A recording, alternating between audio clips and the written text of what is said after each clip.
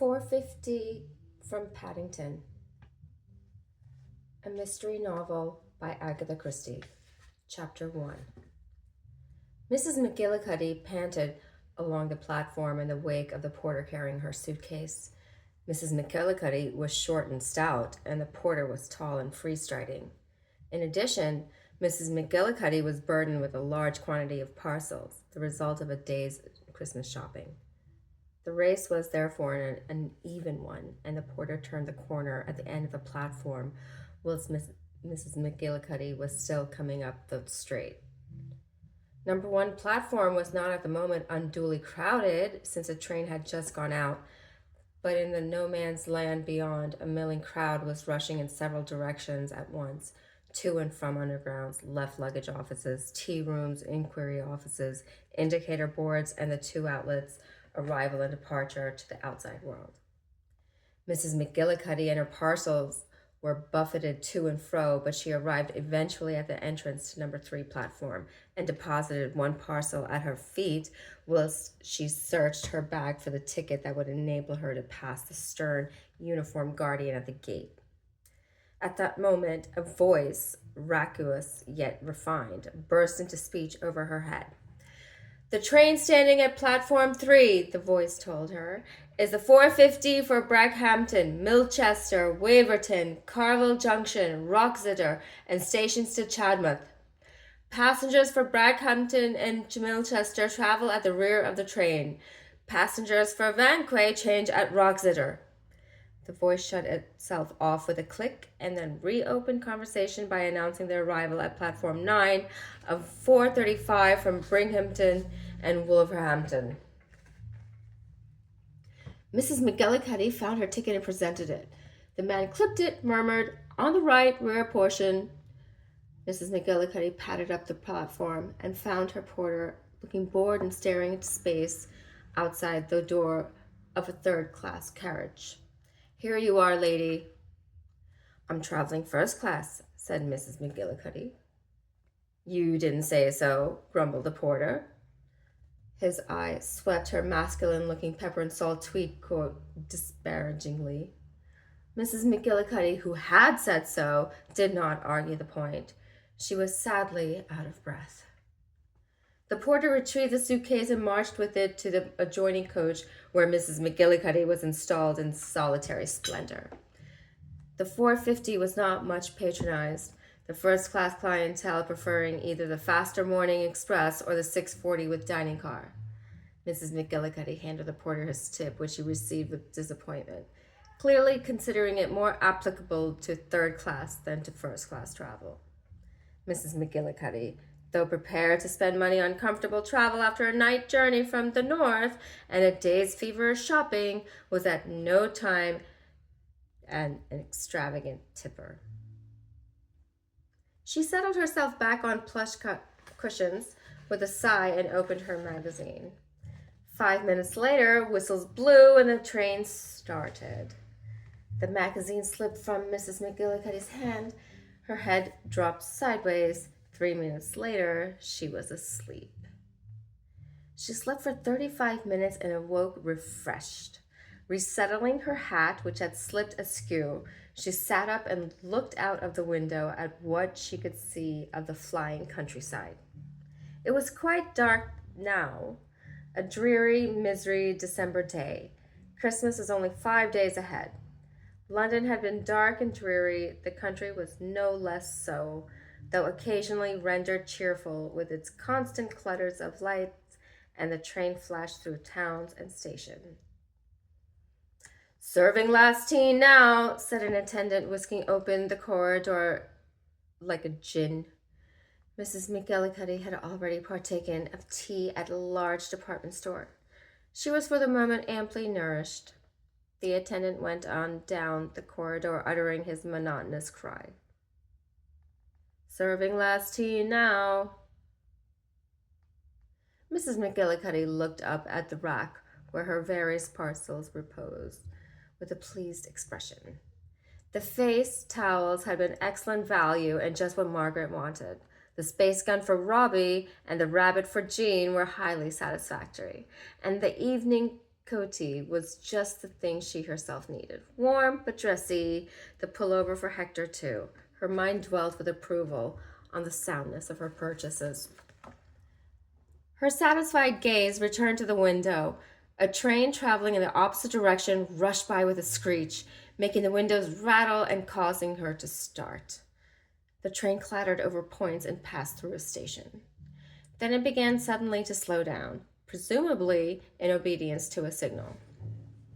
For some moments, it crawled along, then stopped. Presently, it began to move forward again. Another up train passed them, though with less vehemence than the first one. The train gathered speed again. At that moment, another train, also on a down line, swerved inwards towards them, for a moment with almost alarming effect. For a time, the two trains ran parallel, now one gaining a little, now the other. Mrs. McGillicuddy looked from her window through the windows of the parallel carriages. Most of the blinds were down, but occasionally the occupants of the carriages were visible. The other train was not very full, and there were many empty carriages. At that moment, when the two trains gave the illusion of being stationary, a blind in one of the carriages flew up with a snap. Mrs. McGillicuddy looked into the lighted first-class carriage that was only a few feet away. Then she drew her breath in with a gasp and half rose to her feet. Standing with his back to the window and to her was a man. His hands were round the throat of a woman who faced him, and he was slowly, remorselessly strangling her. Her eyes were staring from their sockets. Her face was purple and congested, and Mrs. McGillicuddy watched fascinated. The end came. The body went limp and crumpled in the man's hands. At that moment, Mrs. McGillicuddy's train slowed down again, and the other began to gain speed. It passed forward, and a moment or two later, it had vanished from sight. Almost automatically, Mrs. McGillicuddy's hand went up to the communication cord, then paused, irresolute. After all, what use would it be ringing the cord of the train in which she was traveling? The horror of what she had seen at close quarters and the unusual circumstances made her feel paralyzed. Some immediate action was necessary. But what? The door of a compartment was drawn back and a ticket collector said, "Ticket, please." Mrs. McGillicuddy turned to him with vehemence. "A woman has been strangled," she said, "in a train that has just passed. I saw it." The ticket collector looked at her doubtfully. "I beg your pardon, madam." "A man strangled a woman in a train. I saw it through there." She pointed to the window. The ticket collector looked extremely doubtful. "Strangled?" he said disbelievingly. "Yes, strangled. I saw it. I tell you, you must do something at once." The ticket collector coughed apologetically. "You don't think, madam, that you may have had a little nap and, He broke off tactfully. "I have had a nap, but if you think this was a dream, you're quite wrong. I saw it. I tell you." The ticket collector's eyes dropped to the open magazine lying on the seat.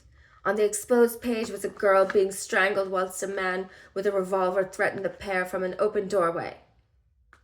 He said persuasively, "Now don't you think, madam, that you'd been reading an exciting story and that you had just dropped off and awakened a little confused?" Mrs. McGillicuddy interrupted him. "I saw it. I was as wide awake as you are, and I looked out of the window into the window of the train alongside, and a man was strangling a woman.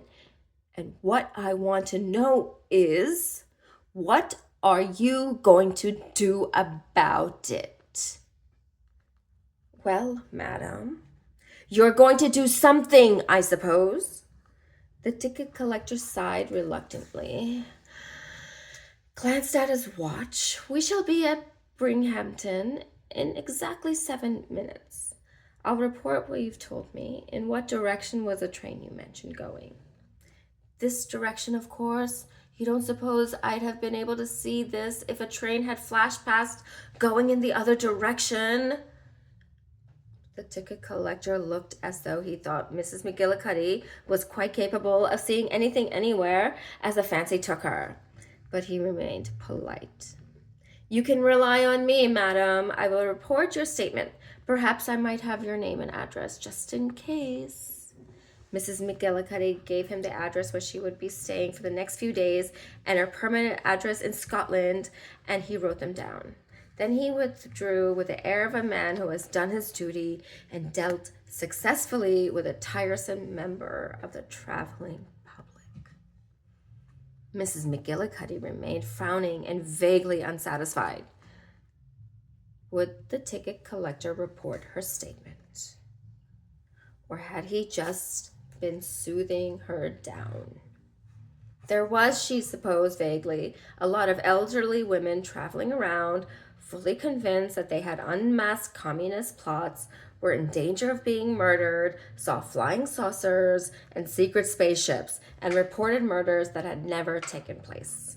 If the man dismissed her as one of those...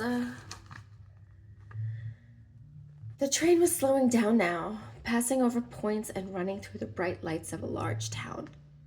Mrs. McGillicuddy opened her handbag, pulled out a receipted bill, which was all she could find, wrote a rapid note on the back of it with her ball pen, put it in a spare envelope that she fortunately happened to have, stuck the envelope down, and wrote on it. The train drew slowly into a crowded platform. The usual ubiquitous voice was intoning, "The train now arriving at platform 1 is a 5:38 for Milchester, Waverton, Wroxeter, and stations to Chadmouth. Passengers for Market Basing take the train now waiting at number 3 platform. Number 1 bay for stopping train to Carbury." Mrs. McGillicuddy looking anxiously along the platform. So many passengers and so few porters. Ah, there was one. She hailed him authoritatively. "Porter, please take this at once to station master's office." She handed him the envelope, and with it a shilling. Then, with a sigh, she leaned back. Well, she had done what she could. Her mind lingered with an instant's regret on the shilling. 6pence would really have been enough. Her mind went back to the scene she had witnessed.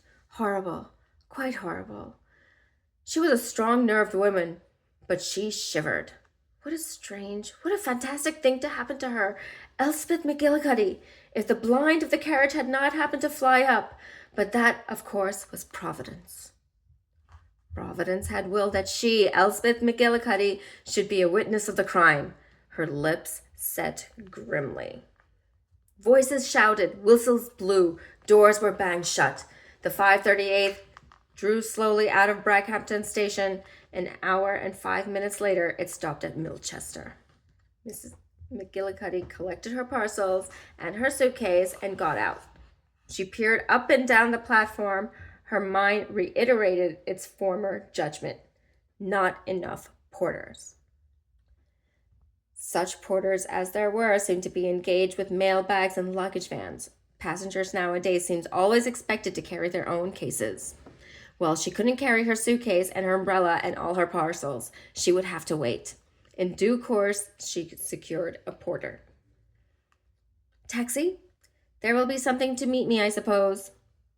Outside Milchester station, a taxi driver who had been watching the exit came forward. He spoke in a soft local voice. "Is it Mrs. McGillicuddy for St. Mary Mead?" Mrs. McGillicuddy acknowledged her identity. The porter was recompensed adequately, if not handsomely. The car, with Mrs. McGillicuddy, her suitcase, and her parcels, drove off into the night. It was a 9-mile drive. Sitting bolt upright in the car, Mrs. McGillicuddy was unable to relax. Her feelings yearned for expression. At last the taxi drove along the familiar village street and finally drew up at its destination. Mrs. McGillicuddy got out, walked up the brick path to the door. The driver deposited the cases inside as the door was opened by an elderly maid. Mrs. McGillicuddy paused straight through the hall to where, at the open sitting room, door. Her hostess awaited her, an elderly, frail old lady. "Elspeth! Jane!" They kissed, and without preamble or circumlocution, Mrs. McGillicuddy burst into speech. "Oh, Jane," she wailed, "I've just seen a murder!"